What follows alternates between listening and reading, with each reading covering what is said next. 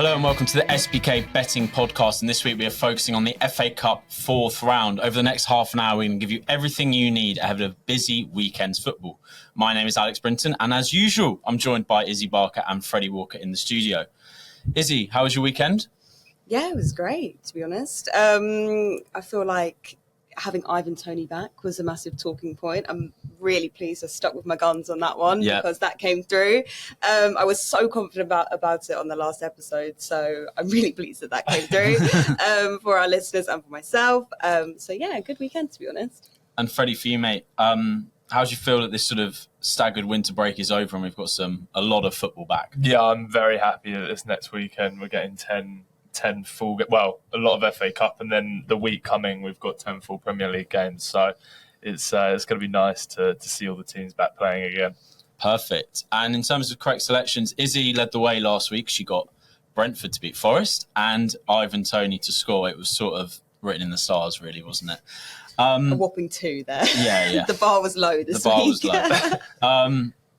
This week we're going to be focusing on Tottenham Man City. There's a lot of really good games in the FA Cup fourth round, particularly the other one that really caught my eye was West Brom Wolves on Sunday at a lovely 11:45 kickoff. I don't think Wolves have beaten West Brom for a long time, like 10 years or something in the league, at the Hawthorn. So that's great. But we're focusing on Friday night's game, Tottenham v Man City. Issy, two teams that probably value this competition a little bit differently. City are probably fighting on 3 fronts for the rest of the season. Spurs, while they want to get top 4, they could really win a trophy. How much do you think how they value this competition is going to sort of play a role in how you predict this game? Well, I guess you see Ange and his talking about the FA Cup, saying it's not the pinnacle of this club and things like that, but I think their fan base would say differently. It's coming up to nearly 16 years now since they won a major trophy. Back that was the League Cup that they last won. I see Freddie with a little glint in his eye. Say it again. 16 years. And so, they're going to be absolutely chomping at the bit to get their hands on a trophy. But then you look at City, and I think, we talk about what this competition means. I think what it boils down to is they are coming into this game in potentially the best form of the season. I know Freddie will touch on things like the Tottenham Hotspur Stadium being a bit of a bogey stadium for City, but I think what we're going to see in this game isn't kind of what the competition means. It's just the quality of City is going to prevail in it. But obviously there's amazing memories for City, the holders, and scoring a goal in 12 seconds, like the record for an FA Cup final goal. So some amazing memories for the club, and I think they've got the quality to absolutely go the full way this season.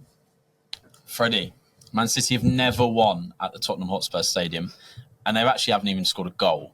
Yeah. Spurs, we know you don't like Spurs, but they are at 5 to win this. And with those stats in mind, how appealing is that to you? Yeah, well, putting on my unbiased hat, those odds are really, really good for Spurs to beat City, I think. Because I always go into Spurs City games thinking, it's going to be different this time. Spurs are going to get trounced like Arsenal have in previous years to City. But every time they turn up and they still perform against City. Like you've said, haven't conceded against City at the Tottenham Hotspur Stadium and haven't lost to them. So it really is one of those kind of bogey teams for Pep Guardiola and City. And even this year, there's been a 3-3 at the Etihad. So historically, it's been defensive football that Spurs have been able to beat City with, so they kind of sit back and then hit them on the counter. But then that 3-3 that I just mentioned kind of goes against that and does play the attacking football. So maybe Spurs are just City's kryptonite and we'll pull off a good result here again. And Issy, when you look at the goals market, these two sides are like top of the Premier League averages for goals per game. Where in the sort of over-unders are you thinking is good for value? And so what appeals really? I kind of looked at this in 2 aspects, really. I think if you want to play it safe, you can go for over 2.5 goals. That was at 1.48 on SBK. As you mentioned, goals are always on the agenda in this fixture. So there's plenty of scope for a repeat of that, I think. You mentioned those stats. Tottenham have a league high of 16 of their 21 matches, have seen over 2.5 goals. And obviously one of those fixtures was that 3-3 draw at the Etihad. some pretty staggering stats in terms of goals and things like that. But if you want to push it a bit, which more appealed to me, you can go over 3.5 goals at 2.22 on SBK. Just delving into that a bit more, 3 of the last 4 meetings between these sides have seen both teams score over 3.5 goals. That recent history really playing into that. So I think it's going to be another goal fest, to be honest. And Freddie, Tottenham are the only team to have scored in every Premier League game this season. Great stat for them. With both teams to score hitting in 80% of their home games and 67% of City's aways. How confident are you about backing that? Yeah, I'm confident about that one. It looks like it really should hit, shouldn't it? Neither defence has been particularly incredible this year. City have showed signs of weakness, and so have Tottenham as well. So I think the Man City players we all know about, they can get goals, can't they? Julian Alvarez, Phil Foden will probably be playing, Bernardo Silva. So KDB's back now as well. Yeah. So yeah, there's a lot of threat on that Spurs defence. And then I'd say maybe with this one, the slight worry for Spurs is obviously no Heung-min Son. He's away at the Asian Cup. But Richarlison has hit some amazing goal-scoring form. He's scored 6 in his last 7. So I think he's a good chance at getting on the score sheet as well here. And Issy, Spurs are missing both Basuma and Sarr from their midfield, who've been really crucial for them this year. They're both at AFCON. Against United, they brought in Ollie Skip, Bentancur and Højbjerg, who I think all did pretty well. Bentancur is a great player. How much do you fancy, against City, how much do you fancy one of them to pick up a card? I think the card market is a great area to look at when you're trying to bet on Tottenham, because up until recently they had the worst disciplinary record in the league. I think they've just been replaced by Sheffield United in terms of yellow cards, but they're joint top of the table with on red cards, and with Højbjerg, I'm definitely backing him to get a card. I couldn't quite see the odds on SBK currently, but out of all the players in the Prem this season, he's in that top 20. He's at 19. He's got 9 yellows, no reds yet, so I would definitely back him for a yellow card. But he's obviously got that worst disciplinary record in the Spurs team, so I'd definitely focus on him for sure. And Freddie, it's possible we could see a return for James Maddison. He's back in training as of, I think, Wednesday. How good was he at the start of the season, and any player bets surrounding him that really sort of stand out to you? Yeah, well, it's quite frightening that he's still to kind of come back into the Spurs team after so long, and they're doing pretty well this season. He was really making them tick at the beginning of the year. His absence then kind of led to a dip in form, but they've been able to recover from that and get things back on track. He started the season with 3 goals, 5 assists in 11 games, so he was really contributing to that Spurs team. And I fully expect those stats to continue to rise. I'm going to back him as an anytime goal scorer here at 4.4 in SBK. So I think if he is starting for Spurs, then I think he has a really good chance of getting on the score sheet. And Issy, Kevin De Bruyne returned against Newcastle with a pretty breathtaking cameo, I think it's fair to say. A goal and an unbelievable assist. When looking at the goal score market for this one, how does he appeal to you? Yeah, definitely. It was 3.75 on SBK. You touched on that cameo. I think that really plays into this match. He's a big game player, but also, it just took 21 minutes for him to get, those amazing performance. Sorry. His recent form and that ability, I think, to kind of make late runs, set pieces, will be such a threat to Tottenham's defence. I think that'll really play into it. But his last goal in the FA Cup came last season against Bristol City. So, it's been a long while since he got a goal in the FA Cup. But I think this could be his moment for sure. Okay, and Freddie, when you've been researching this match, what has really jumped out to you when you're sort of looking to where you're going to place your bets? Yeah, well, something that really stuck out was that Phil Foden has 16 goals. Yeah. He's contributed to 16 goals in 14 starts in the FA Cup for Man City. So he's got 11 goals and 5 assists. Wow. He got 2 in the last round against Huddersfield. So I fancy him to get another one here at 3.05 on SBK. So Phil Foden to get a goal. He's got 4 in his last 5 games. He's in good form. So, yeah, that's what I'm backing here. And is he the same question for you? Is it the same answer? No, I was enticed by that Foden stat. I did notice that a lot when I was doing my homework. But I've actually gone, because I think the theme for me is it's going to be a goal fest. So kind of touching on your questions and things like that, I've gone both teams to score an over 3.5 goals. That's 2.32 on SBK. As I mentioned, that stat of 3 of the last 4 meetings have seen both teams score and over 3.5 goals. So, that did the maths for me. Yeah. I mean, touching on that Brighton both teams to score. Well, Last that went week. for last week. Didn't go so well. Didn't go, but I've got high hopes. okay, good. And for the whole of the weekend, Issy, what is your best bet? Yeah, I kind of went a bit rogue with this one, but I'm really confident. I went Barnsley to beat Exeter. That's at 1.58. I'm playing it safe a bit with the odds there, but you've got to look at Barnsley. I think they've gone under the radar a bit, and I'm pleased to put them on the forefront on this pod. Nice. They've gone 11 games without a loss, 8 games since a home loss. Obviously, it's a home tie this weekend. They're on a red-hot streak of 3 wins in 3. And also, they're absolute goal machines, scored in those last 11 fixtures, obviously since that loss. So 100% put my money on Barnsley. Fair enough. Freddie, for you? So I've backed your boys, Alex. Aston Villa to beat Chelsea at the Bridge at 3.4. Villa have won their last 3 games at Stamford Bridge, and Chelsea haven't even scored a goal in those games. They've won twice there last year in the league, and it's just been a happy hunting ground for Villa recently. You're unbeaten in the last 3 games. Obviously, Villa having a pretty tremendous season, and I think Chelsea played on Tuesday against Middlesbrough. And they played a strong team as well. So I think they'll be tired in the legs. 3 days later, they're playing another game against Premier League opposition. So, yeah, I fancy Villa in this one. Interesting. Okay, I've gone for Southampton to beat Watford at 1.99. Saints are unbeaten in 21.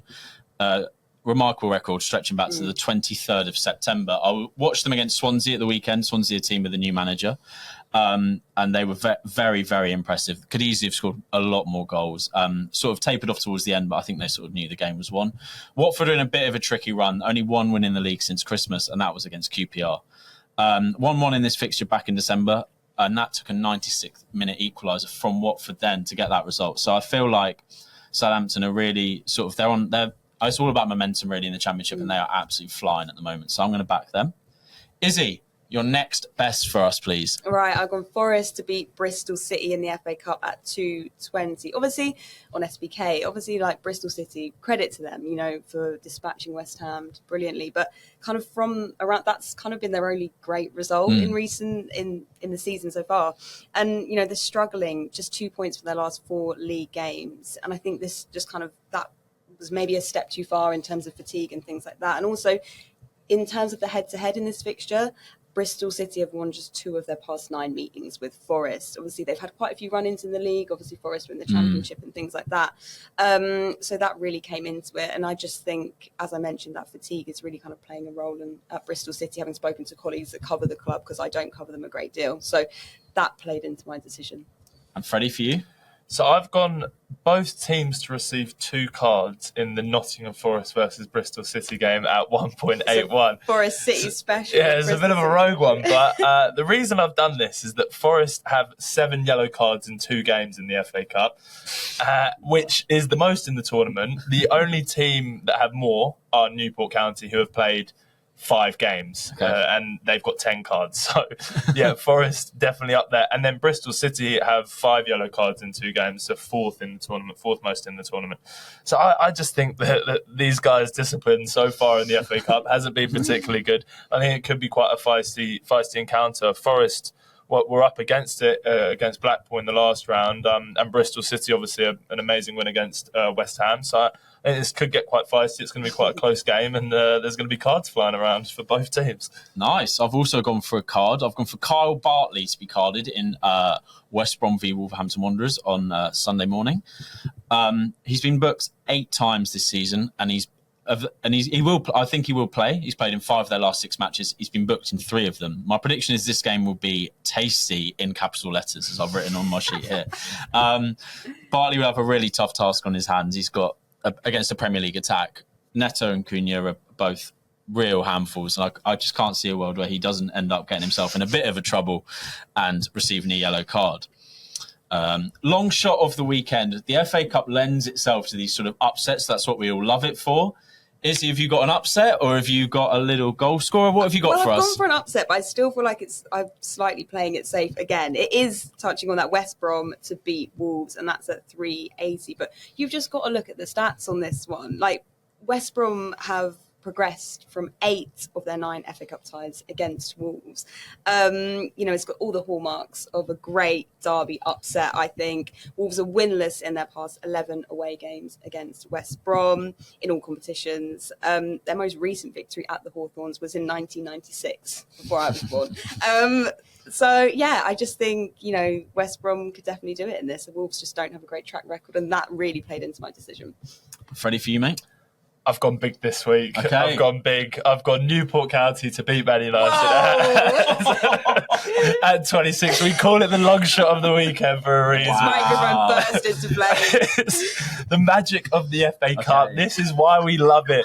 Man United, the big boys of the Premier League, are going to Wales, to Newport County. Newport unbeaten in their last 7 games. Okay. So going into this in decent form, we've seen Man United's topsy-turvy form this year. And they've only picked up 13 points from a possible 30 away from home, so they haven't been particularly good. And they have to go to Rodney Parade in Wales, and I think it's worth a little stake. We've seen weirder things happen in the FA Cup, so come on, Newport. Right, well, I'm sort of reeling from that, really, to be honest. I'm going to play it slightly more safe than you. Spurs to beat Manchester City at 5, as we sort of touched on earlier. I think this game means a lot more to Spurs than it does to Man City. This is their only chance for a trophy this season, and like we said, since 2008 they haven't got one, so not that a Villa fan or a Fulham fan can really talk when it comes to that. I'm weeping. Yeah. The defence is back to full strength with Van der Ven and Romero, and I think that's a really good boost for them. Van der Ven was amazing at the start of the year, and they definitely would have benefited from a little break. I thought Van der Ven looked a little bit sort of edgy in his first game back against Man United. Wasn't quite where we thought he was going to be or where he was before he left. Maddison's back. Hopefully that will give them another boost. And City have never even scored a goal here, as we touched on. Have consistently been a team that Pep has struggled against. Spurs will miss Basuma and Sarr, but I just think, and Son. But at the price that they are, I just can't really ignore that. I feel like it's too good to be true almost. Thanks for listening to this episode of the SBK Football Podcast. We hope we have given you everything you need ahead of this weekend's FA Cup 4th round action. If you enjoyed this week's show, then please let us know by dropping a like and giving us any feedback in the comments. We want to know how we can improve. Remember that new customers can get £30 in free bets when you sign up and place a first bet of £10 with SBK. T&Cs apply, and remember, please gamble responsibly.